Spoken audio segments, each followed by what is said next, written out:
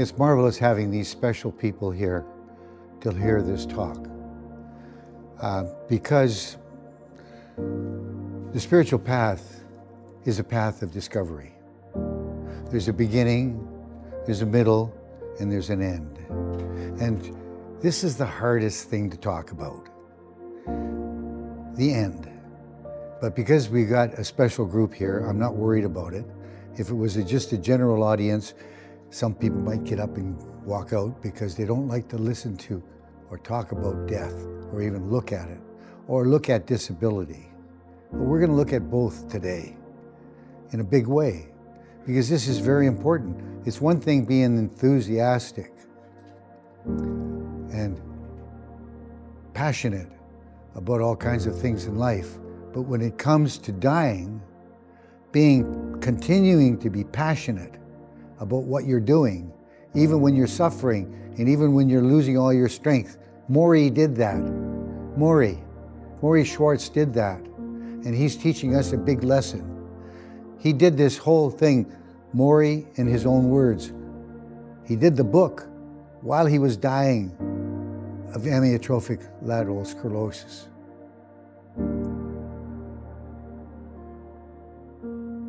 He was a social psychologist, a professor for many decades. When he decided to go to university, he looked at sociology and he thought, it doesn't really have everything I want. So he went over to psychology and he looked at that. And he said, same thing, it's just missing something. And then he came to it, I need to take a course called social psychology. And that's what he entered, studied hard at. And then he's taken all that information now and he wants to pass it on to us and help us to suffer with losses. He suffered with amyotrophic lateral sclerosis, which is Lou Gehrig's disease. And he learned to live with life with wonder and joy, even while he had that disease, which is unbelievable to be able to do that. And that's where we want to be able to go somehow, ourselves. We want to be able to, doesn't matter what happens. We know that we're going to a good place. We know that we're with God and He's there for us. And we have to try to look for the joy. We have to keep our hearts open for love and happiness. He studied the great philosophers, and he learned to stay open to his feelings. And he learned about mourning. I never believed in mourning. I mean, I was kind of a person that said, I'm not going to be mourning anything, I guess my experience with my mother was being ridiculously dramatic when she was mourning at the coffin. That was what they did in Croatia at the time, and so I got the wrong idea about it. But he learned about mourning by mourning for the loss of his mom, and he found that it was a great catharsis for him. It gave him comfort. It made him feel good inside. And so he's talked to us about being able to use that as a method. We'll talk more about it. They wrote a book, The Mental Hospital, when he was working with Stratton. Stratton and Schwartz wrote a classic some decades ago. And the ability to mourn loss started with his mother and ended with himself. It's kind of an irony, isn't it? He wrote sound bites for the soul. He called them sound bites for the soul, such as, don't get preoccupied with your body. And we'll talk about that a little more. And grieve, as I said, not just a little bit, but a lot. Ask for forgiveness. And when I say words like this, you start remembering some of the lectures that we've given before. And all of them come together now.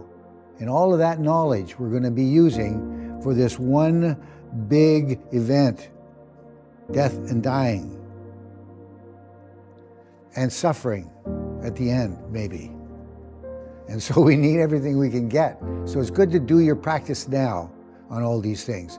and learn how to be forgiving. Forgiving not only to yourself, but to others. Keep your heart open. Keep it wide open, as wide as you can, all the time. And I've said it before, my favorite little saying is, lather love lavishly. Just lather it, like think of it as being so, it's there, it's so much of it is there waiting for you. You can't give enough love away. And worship whatever you believe in, he says. He was Jewish. Some of us are different, and unity we have our own beliefs. But we have to understand the distance between the beginning, being born, and dying isn't as long as you might think. It's very short. The time goes by fast. So, let's get started. Morrie in his own words, name of the book. I showed it to some of you. How to cope with loss of physical functioning and how to cope with loss emotionally. That's maybe even almost as important. In old age and in illness. Shwartz was talking mostly about in illness with amyotrophic lateral sclerosis, but we're talking about emotions in our as we just go into old age and we start losing some faculties, and they come on us surprisingly. I always tell people, look, if you want to travel, do it now, because you don't know tomorrow something might come up where you won't be able to do it, or you won't want to do it anymore. It's just not there for you. And things are taken away from you faster than you think. In these remarkable pages are the profound, life-affirming words of Morrie as he faces his own ultimate death. Wrote the book while he was dying. In 1994, at the age of 77, he was stricken with ALS. ALS, as I said, is amyotrophic lateral sclerosis. And I've studied physiology and anatomy, but I'll just give you a brief. Your spinal cord goes up, and there's two lateral pathways. They're thick pathways for a whole lot of nerve endings to go from one place up into your brain. And they are your motor centers. And when they go, all your motor centers go. And so this part of your body is doomed. And it goes down gradually, step by step. I guess it's just there for a lesson for us, because I can't think of God being that mean to give anybody that. It's just that we need lessons like this sometime. Undaunted, this former professor of sociology embraced illness and chose to live passionately and calmly until the end. And what a beautiful example he is for us. And we've got to try to hold that in our mind. Get the book if you can. In Morrie's own words. There's other books that he's written too. He shares his evolving knowledge of living and dying while he was writing the book. He teaches us how to live fully in the moment using sound bites and aphorisms to transcend physical limitations. He recommends grieving. I said that. And I want to emphasize it. Ask for help. Reach out to family and friends. Don't be afraid to ask for help. Don't be shy about asking for help. I know when some health issues developed for me, I took this on even before I read Morrie and thought, well, I just got to, swallow my pride, because I've always been a guy that just does his own thing and picks up the ball and runs with it and never depending too much on others. But you have to do that. You have to learn how to do that. And that's okay. Ask for help. But keep a private space inside of you There's going to be times when you're disabled where you can't do things for yourself, and you can lose a lot of privacy in your life. And when that comes, it's nice to be able to have some of these things going for you.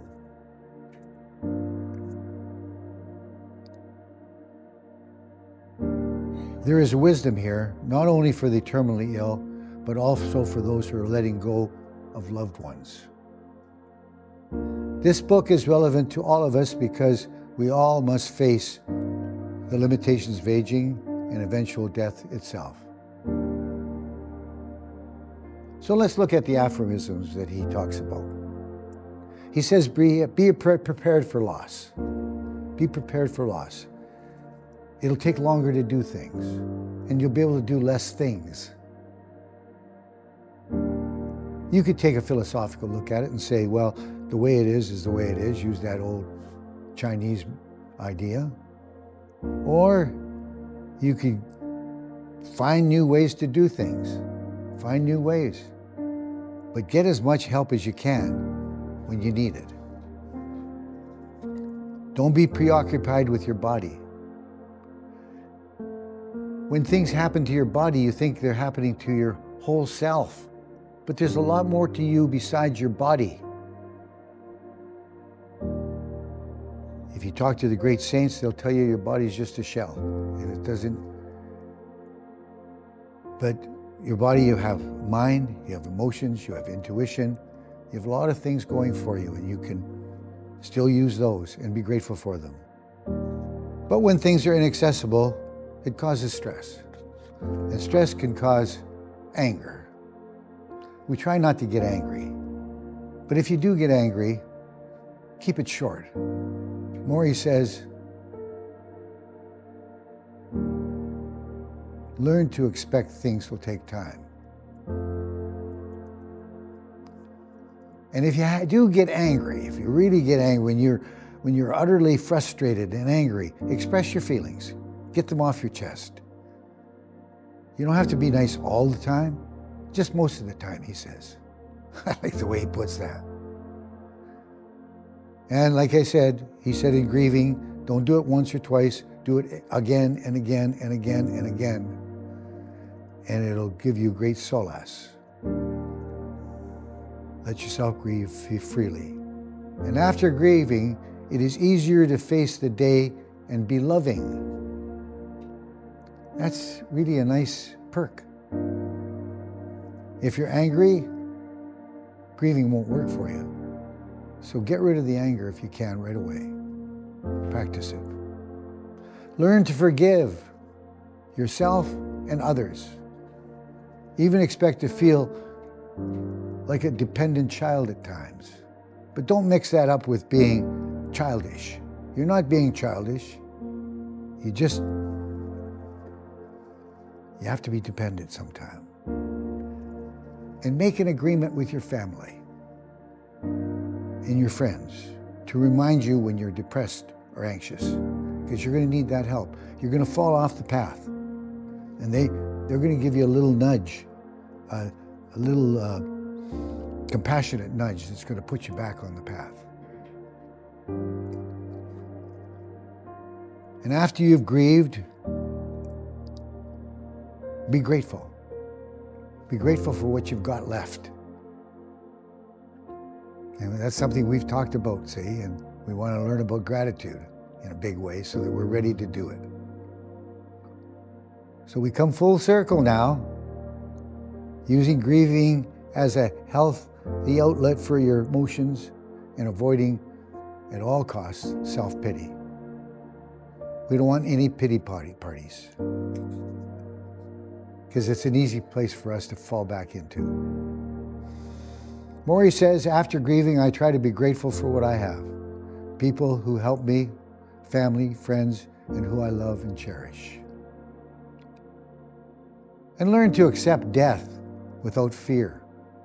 You remember the talk we gave on near-death experiences? A scientific study where they did thousands of cases, and it's irrefutable what goes on and what's going to happen. Irrefutable. And it was a beautiful experience. for most people that go across to the other side, it's just gloriously wonderful. So there's nothing to fear. People in our society refuse to accept the common faith, death. So if I was in a big hall now with just a general group of people, there'd be a lot of people who would get up and walk out. But you have to accept the fact that you're never again going to be fully physically comfortable. But enjoy the times that you are comfortable enough, Morrie says. He says, for me, acceptance has been the cornerstone of my having an emotionally healthy response to my illness. You want to have a healthy response to your illness, an emotional one, and make it the cornerstone. It's a lot better than pitying yourself or being depressed or whatever. So we have to take the thing by the neck and work with it. This is an excellent time to do a life review as well. What have you got in that gunny sack back there? A lot of regrets you're still carrying around? Well, take the burden off, put it down, let go of all your regrets. Let them all go. They're out of here. Come to terms with unresolved relationships and make amends, for God's sakes. Make amends with people that you might have said the wrong thing to or done the wrong thing with. You probably haven't done anything that's bad, but if you have done anything, make amends. If they're already dead, just do it privately in your own head. Remain passionately involved in your interests. You have had interests, change them around a little bit, because like Ann and I, when we found we can't travel anymore, now we're doing more symphony stuff. It's more passive, and it's just as much fun. Resist the idea of thinking of yourself as useless. That's easy to happen.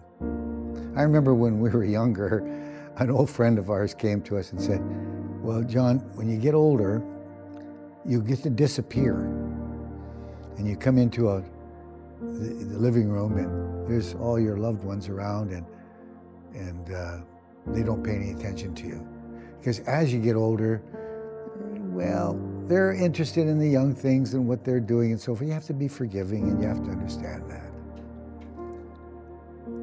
It only leads to depression. Find ways to feel useful. And as I said in the meditation, pick a big purpose and run with it. A big purpose. My purpose I picked was knowing God and have a personal relationship with God. And I work with it all the time. Anytime I'm doing a birthday party, I have to blow out the candles. They say, well, make a wish, John. And that's what I wish. You got my secret now. That's what I wish. I want to do that. And you can make it something else like unconditional love or be a messenger of God's love. But find that big purpose. And the bigger it is, the better it'll be, because it'll be more motivational for you. Take in as much joy as you can, whenever or however you can. And the secret of that is to stay open to happiness. Keep your heart open. We talked about that. Keep it open, keep it wide. If you're lonely,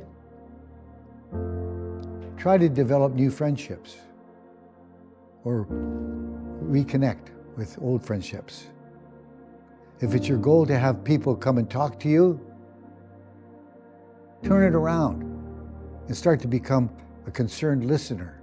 And you'll have people flocking to your side to be with you. They love listeners. When you act like a kind and generous person, you'll eventually become one yourself. That's from the old idea.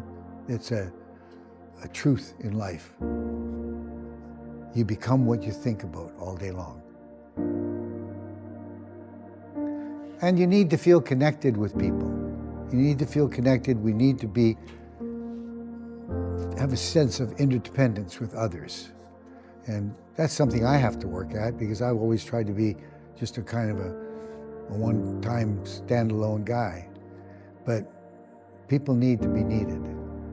And we have to learn that, and I have to learn that. And this is surprising, but talk openly about your illness to those who will listen. In a good conversation, people, if you start talking about yourself and what your problems are and where your pain is and what you're suffering with, they'll try to turn you off and go and talk about something else. They don't like it. But you're going to find people with lots of compassion that will listen. And when they do, tell them all about it. And you know what? They'll come to appreciate you more.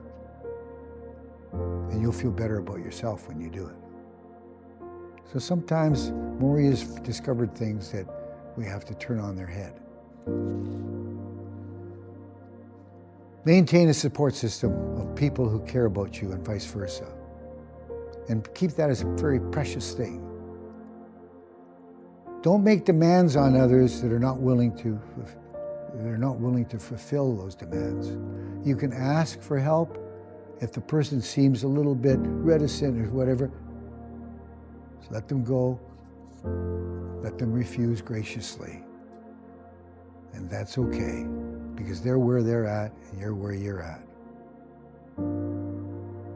Caregivers can become your lifeline, so hang on to all of them that you can. They can write a letter for you, they can make a phone call for you, they can make a contact with others for you when you can't do it anymore. And here's a paradox. Friends and family may see you less incapacitated than you are.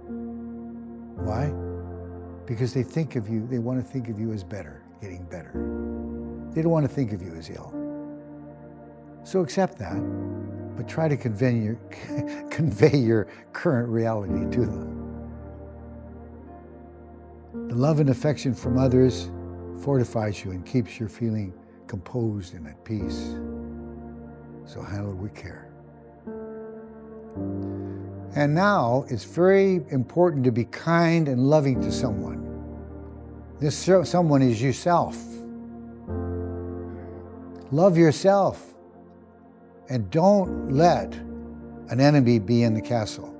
Kick him out. That's your self-critic. When you're sick, it's easy to feel disgusted with yourself. Don't do that. It'll just make you more ill.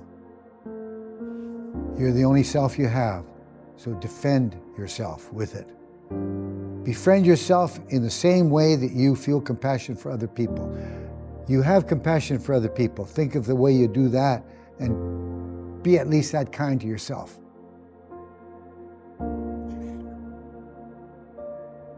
Find ways to maintain your inner privacy when your privacy is challenged. So Morrie says, what I have to do is develop an inner space, my private space where my thoughts and emotions are, where I meditate and contemplate. There's a place inside of your head. In fact, sit on that silent throne of awareness, that powerful, powerful gift that you've been given of awareness that knows everything. You don't have to say anything to it. It doesn't have to say anything to anybody. It just knows, and it's there. Go there and be there as a witness of yourself. Act as an observer of your emotions and your spiritual states. Morrie says, there came a time when I could almost simultaneously look at what was going on and what I was experiencing at the same time. And then to finish, he asked himself a question. Do I feel frustrated and not having to find a spiritual experience? Not having to have a real, true, spiritual, knowing God in some spiritual way? No, he says, no, he doesn't feel. He says lots of people have experiences and other people don't. That's okay. But he says, maybe it's time for me to think about opening myself up to the possibility. But in summation, what he says is this: the best way to deal with your march towards death is to live a loving life with high awareness and compassion. Doesn't that sound like something somebody said back in the 50s? Ask not what your country can do for you, but what can you do for your country? Well, this is ask what you can do for others and not what they can do for you. Thank you for listening, and I appreciate you coming.